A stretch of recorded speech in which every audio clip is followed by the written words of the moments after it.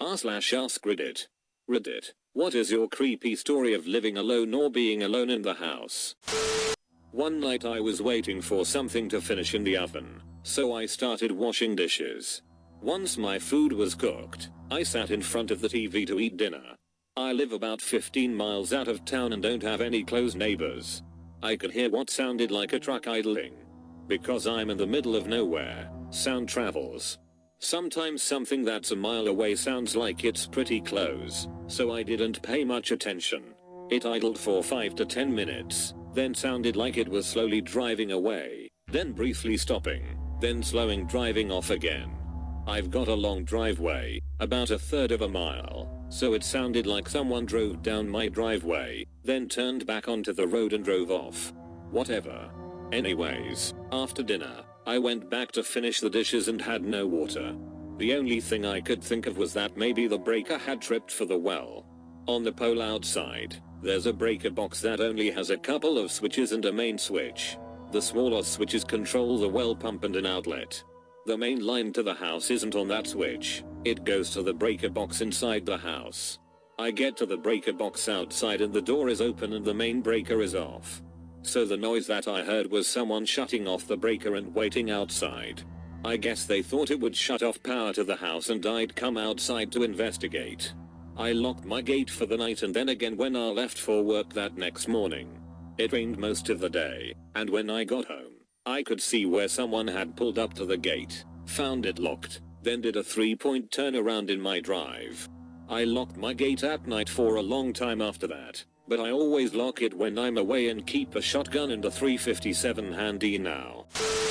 My fiance and I purchased a foreclosed home in a not so great neighborhood a few years back. We ignored the area because of the great price but now realize we were idiots because of things like this. I'm lying in bed, barely awake while watching TV. Fiance is still at work so I can't sleep. It's 2 AM and I'm barely dozing to the crime show that was on when I hear scratching at the window. The window that was 1 foot away from me while lying in bed. I remember thinking damned squirrels when I heard the squirrels start cursing and mumbling. Then the sound of a screwdriver lifting the window frame starts up. I start screaming bloody murder that I have a gun and I'm calling the cops. The scratching noises stopped and by the time the cops got to my door and searched the yard, there was no one there.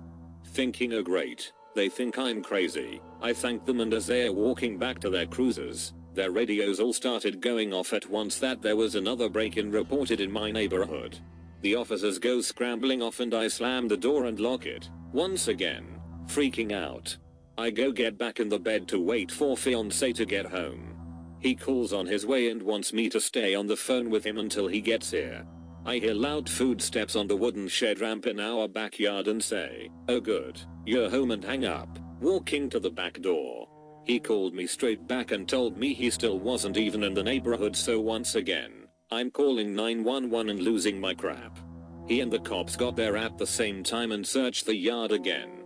Apparently, they'd been getting calls all night about some meth head trying to break into the same few houses all night with a screwdriver. They'd been one step behind him the whole night and had cruisers everywhere. Oh, and the cursing at the window? One of the officers went to the bedroom window and saw the screen removed. Methwas had disturbed a huge wasp nest when he took the screen off and my tiny little wasp defender saved the day. Yes, we are currently house hunting.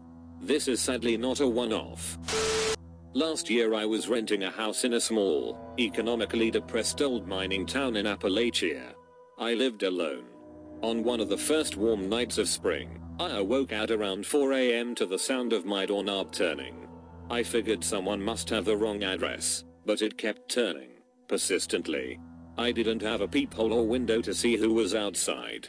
So I just approached the door from inside and yelled wrong place buddy, then the door started shaking violently, and a hand began punching it. I tried one last time, wrong place. Go away man. Someone on the other side growled at me and started making horrifying noises like a wild animal. I grabbed a kitchen knife and called the police, then waited inside. About 10 minutes later, there was a knock on the door. I opened it cautiously to see an officer who questioned me about the incident. Then he asked me to close it again and remain inside. Again, I couldn't see what was happening out there, so I just turned out the lights and waited quietly with a knife in my hand. For about 20 minutes, there was just silence. Then, out of nowhere, my living room window screen started to get pushed inside and the curtain started to move. The guy was pushing out the screen and trying to climb inside. I held up the knife and yelled, "I'm gonna kill you," in my most threatening voice possible. Thankfully, I immediately heard, "Get on the ground. Show me those hands." Heard another horrible wail from outside as the guy was presumably tackled and taken to a police car. A few minutes later, another knock at the door. The officer was back to tell me that the suspect had been captured. This guy was a uniformed cop, but he was visibly trembling and super pale. I still hadn't seen what the intruder looked like. The next day, I ran into the officer while he was off duty, small town, and he told me that the suspect had told them his name was Jason Voorhees. Probably a meth addict or some other type of drug user. Those habits don't go well with delusions involving slasher film characters. About 2 weeks ago my depression was kicking my butt, so I decided to cancel my evening plans and just lie down for a nap. Shortly after sunset I heard loud pounding on the front door alternating with rapid doorbell ringing. In the back of my head I thought Ups was being aggressive, but I still felt like crap, so I ignored the noise. About 10 minutes later I heard a loud thump in the kitchen and assumed my cat had knocked something over. I got up from bed and was about to open the door to the bedroom when I saw beams from a flashlight underneath the door. I called out, "Hello," and the light disappeared. I walked into the kitchen and noticed the door was still locked but ajar, and my cat was standing at the top of the basement steps looking down into the darkness. At that point I received notification from my partner, who was out of state for work, that something had tripped the motion sensor camera in the kitchen. 2 men had broken into the house and it was unclear where they had gone once they went back out the kitchen door. I called 911 and 5 officers and a K9 unit were at the house within minutes. They sent the dog into the basement and it didn't find anybody. The would-be burglars hadn't had enough time to take anything but my sense of security, but it wasn't until I was telling my co-workers the story the next day that it started to hit me how much worse it could have been. Years ago my parents had their garage converted into an extra large bedroom. It's full of junk now, and this was where we all played games.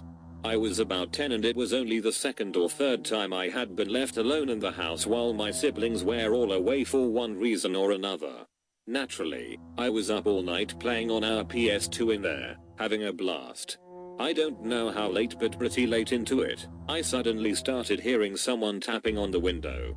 They really went all out with the extra bedroom and actually replaced the garage door with a wall, window, and traditional front door you'd find on any house, complete with bolt and door blocks.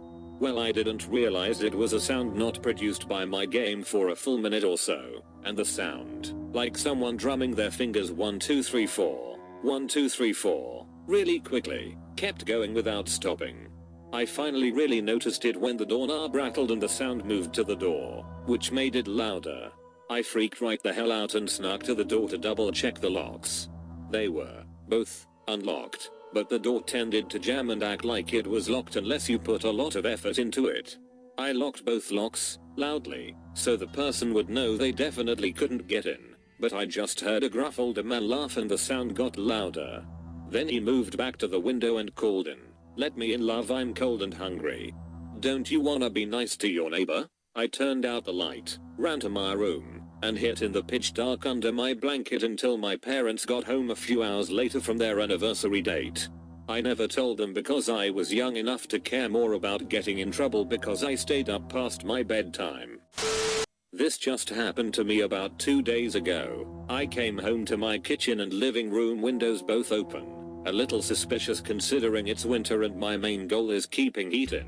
Called the guy I'm talking to, asked if he opened them. Confirmed. While still on the phone with him, I walked into my bedroom and saw both my space heaters in the middle of the room blasting heat with a towel in between both of them. Knowing I left the house with them both off and not in the location was weird. Still on the phone with the guy, I asked if he did this and replied no. After you left, I left. I walked over to where the towel was and picked it up. Was wet and had a weird smell, but not pee or anything. Basically was the weirdest thing because I don't know what happened and the guy said he didn't know either. So the mystery is still definitely unsolved. Thanks for watching this video. If you enjoyed the content, please consider subscribing to our YouTube channel for more Reddit videos like this. Don't forget to smash that like button and stay crispy, guys.